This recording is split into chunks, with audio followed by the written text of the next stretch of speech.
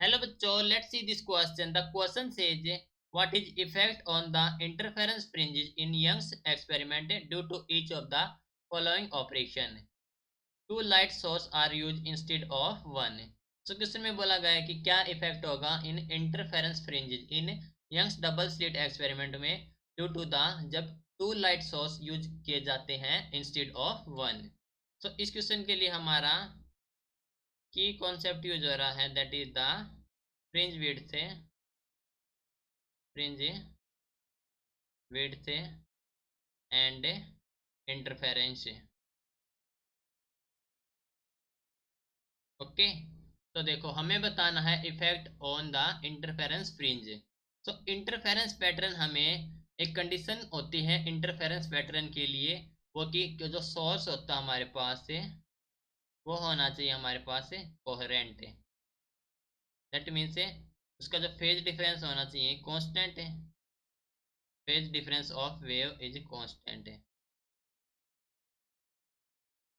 वो होना चाहिए कांस्टेंट. नाउ क्वेश्चन में बोला गया है कि टू लाइट सोर्स यूज किए जाते हैं. तो यहाँ पर जो टू लाइट सोर्स हैं, टू लाइट सोर्स है. ओके, तो ये इंडिपेंडेंट सोर्स ऑफ लाइट हैं.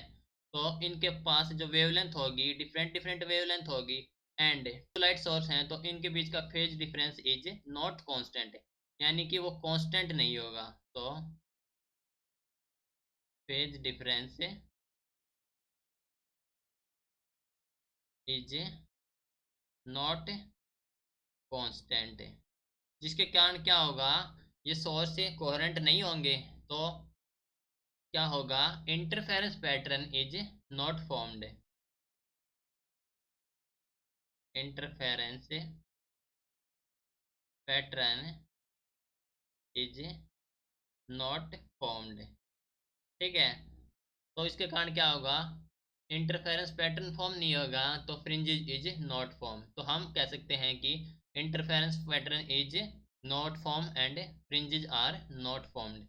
ओके, तो ये था हमारे पास final answer. Hope you understood it well. Best of luck.